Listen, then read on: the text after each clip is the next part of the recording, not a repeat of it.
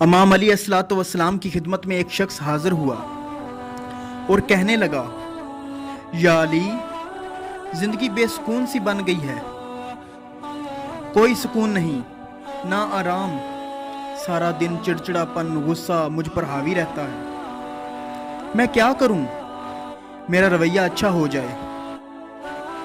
تو امام علی الصلوۃ والسلام نے فرمایا، اے شخص، تم اپنی جائز خوشیوں کو پورا نہیں کرتے،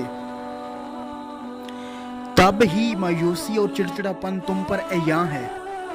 اس نے کہا، یا علی، میں کیا پورا کروں؟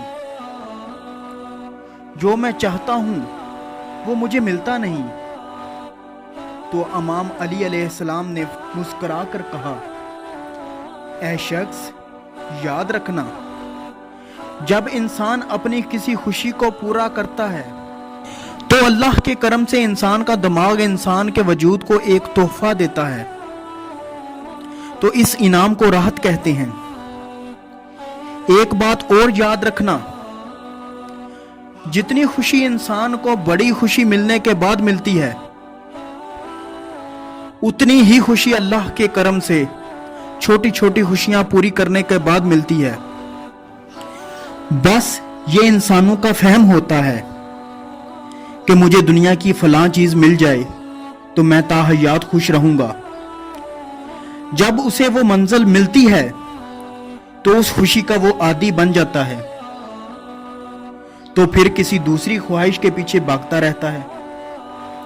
یہ سلسلہ مرتے دم تک ختم نہیں ہوتا، لیکن انسانوں کا رویہ تب خراب ہوتا ہے جب انسان اپنی چھوٹی چھوٹی خوشیوں کو قربان کر کے بڑی خوشیوں کی فکر میں رہتا ہے۔